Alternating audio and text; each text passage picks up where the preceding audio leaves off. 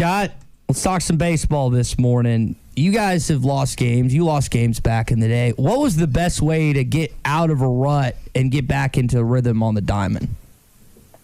You just get back into your routine. These players have a routine. Starting pitchers especially, have a routine. You know, you run so much, you do this so much, you do this so much on each day. You throw your bullpen on Tuesday. You throw some light long toss after. You do your running. You rest, you eat. I had a habit of eating the same thing the night before I pitched every time. And so you get back in your routine, then you get out there and you just do your thing. And, you know, it's you watch this team, and I've heard people over and over say, well, they're just not enthusiastic. They're not rah-rah, and they're not this or not. It's hard to do when things aren't going your way. You know, you can they can play the same game that they played the other day and score 3 runs in the ninth inning and win the game. And you'd see some rah-rah. They're just not things just aren't turning their way at the end of the game. You know, they're not getting that hit when they need to. We talked about the starting pitching, and starting pitching's been suspect, but you got to remember the other teams are getting a little bit better. They're peaking later in the season, so there's a lot of things that have to come together. Yes, Scott, you can't cheer ball 4, can you? No. You know, and baseball is not a rah-rah game. Baseball is not a you hate to say not an effort game. It's an effort game, but it's a skill game. You can't say, well, I'm going to play to the whistle, or I'm going to play to the to the end of every play, and I'm really going to give it my all. There's not that in baseball. I mean, everything starts and ends with a pitcher, and the pitcher, I promise you, is not trying to throw balls. They're trying to throw strikes. They're trying to throw quality strikes, and so it's just a matter of executing at the right time. Scott, there's an idea that D1 Baseball threw out with their projections that you could go to the Austin Regional. We've seen how fun it is to play Texas right now in softball. How great would it be if Arkansas ended up in the Austin Regional traveling down there? You know, it's not a bad thing to go on the road for a regional. You want to, as a fan, you want to have them at a home where you can go to the games, so we can pack the house and show the world how great our fan base is and our stadium and show all the things off that we have here. But going on the road sometimes may be exactly what they need. Your team's all together. It's all, you know, everybody doesn't scatter out and go to their apartments and go to whatever hotel. You're all eating together. You're all practicing together. You're together the whole day, 24/7. And so, you know, you can kind of come together a little bit more as a team, and then you go through your routine. You can go to the ballpark and play baseball. And these kids are all tournament players. They grew up playing, you know, high travel league tournaments weekend after weekend after weekend, and so getting into tournament play and just getting to a regional rather than fretting because you're not hosting a regional and being a top 8 seed and all the other things that we're getting used to may not be a bad thing for this team. You know, they can relax a little bit and say, hey, let's just go play ball, and that's there's a lot to that. If you watched the softball game last night, you saw a relaxed, confident team, you know, and they're having fun. They're having fun. Even when the bases get loaded, you know, nobody's getting their dauber down. Nobody's getting a pouty lip. And they all just have a job to do, and the pitcher just bears down and throws her pitches. Doesn't change anything, just throws her pitches. And so it's not a bad thing, and I think Austin would be fantastic. Yeah. Love to go down there and win that regional. So when Connor gets the ball here in about 90 minutes or so, what's important for him in the first few innings of this game today? Start strong. He needs to come out throwing strikes. A lot of strikes, the good quality strikes, 3 up, 3 down. If he goes 3 innings, 3 up, 3 down, and we get some hits and we get some timely hitting, and they're not used to playing early in the morning, but I guarantee you Florida's not used to playing early in the morning, you know, but it's still baseball. So I think it's very important for him to get out for a fast start. And contrary to popular belief, Clay, he's not tired. He doesn't feel tired. I've got a whole other opinion on how pitchers condition now, how the things that they do to prepare for a season. You know, my son at Crowder says that they don't run. They don't run that much. And I said, what? You know, we turned into track stars. If you're a starter, you ran. That builds endurance. So at the end of the season, you know, game time is fun. There's no fatigue. Well, his velocity's dropped. I don't know how to explain that. Right. No, his curveball's I know not what you're landing saying. for a strike. And, you said he's got to get off to a good start, and that's what's got to change. His curveball has not been landing for a strike. It's been low in the zone, or it's been threatening to hit the batter. He's not controlling that pitch. And you explained it to me best. We were on the practice tee hitting balls a few weeks ago. When he's landing that curveball, they've got to look for that, and then it makes that fastball dynamic, even though it's not an electric fastball. Right. It just changes what they're looking for. It changes their eye level. It changes. It causes hesitation, and that's the big bugaboo that every hitter fights is hesitation. You hesitate and whatever you're looking for, if you're looking for the wrong pitch, it's just by you. And with not landing a curveball, I mean, it's a touch pitch. You throw it until you never notice that you're even what you're doing. He could have a little tweak in a muscle in the back of his neck that's just a little tight, that's not allowing him to get through. You got to get your hand in the right spot. His hand could be a little bit low, and his fingers could be a little bit low, and it's just a little minute thing. He could walk out today and land every one exactly where he wants to throw it. So it's game to game. Baseball, that's one of the beauties of baseball. It's pitch to pitch, inning to inning, game to game. They could come out and just rack it up today, and the rest of the season just be on fire. Scott, see it. Scott, in your opinion, how important is it to win against Florida and maybe win another game, extend your weekend in Hoover to build some confidence going into the regional where it appears they'll go on the road? Do they need to win a few to get in the right frame of mind for next week, or is there enough time to clear the slate, clear your mind, and start fresh next week when things have not went so well over the last 18 or so games?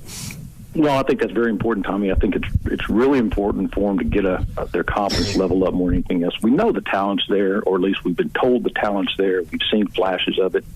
One guy here, one guy there. I think them putting it all together and winning, it doesn't even have to be a dominant win. Just stay in the ball game and win it. And that's kind of what they've done all year, is just kind of stay in ball games and win it at the end.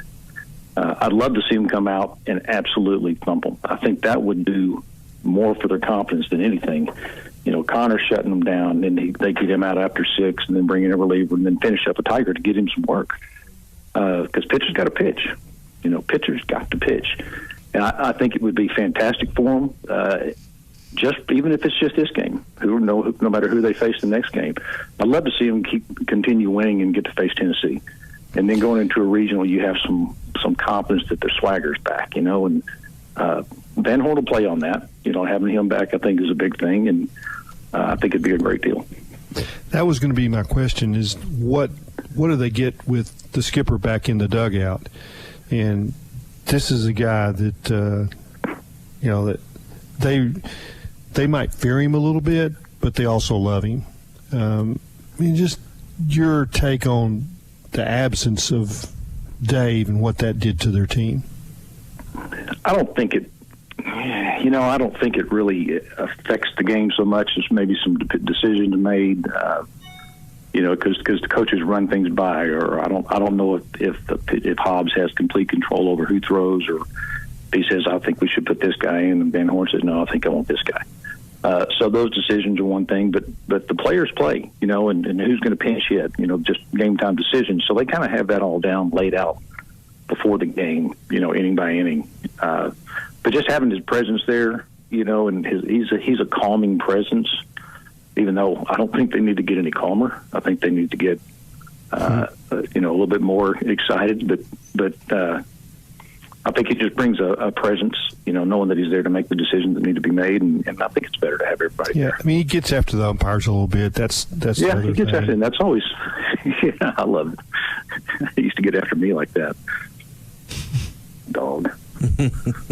So 9:30 this morning. You mentioned the morning start. Both teams got to deal with it. And what do you suppose yesterday were the conversation? Do you relax, or when you got that extra day off in a tournament environment like this, what might have been important yesterday that will help push them over the edge today?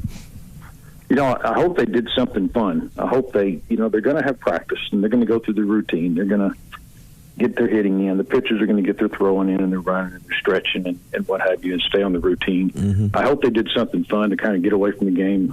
Went to ride go-karts, for goodness sake, or go to a movie or do something. rather than just sitting around the hotel. That's the worst thing in the world to do. And loosen up a little bit, because the fun in baseball, baseball is fun, but it's more fun when you're winning. It's fun for everybody when you're winning, and it's easy to be jovial and clapping and happy all the time when you're winning. I think they need to get back to that. Sometimes you have to just kind of force yourself to be happy. And so they go out and play loose and play clean, and I think that's the one thing that we've seen in this tournament in the last few games is they haven't been playing clean baseball.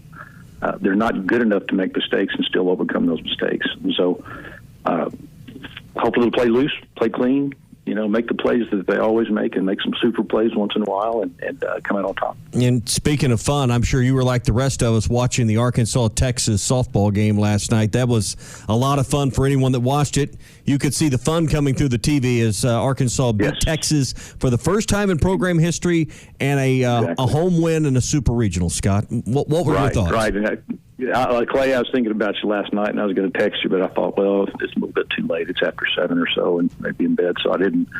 But just the joy of it, you could see the joy of it, and especially Texas, because I'll always hate Texas. And I don't know if you guys know, I've had a softball background. I used to coach softball for years, and in fact, in 2012, I was named the greatest softball coach ever, and I've got a trophy to prove it in my office.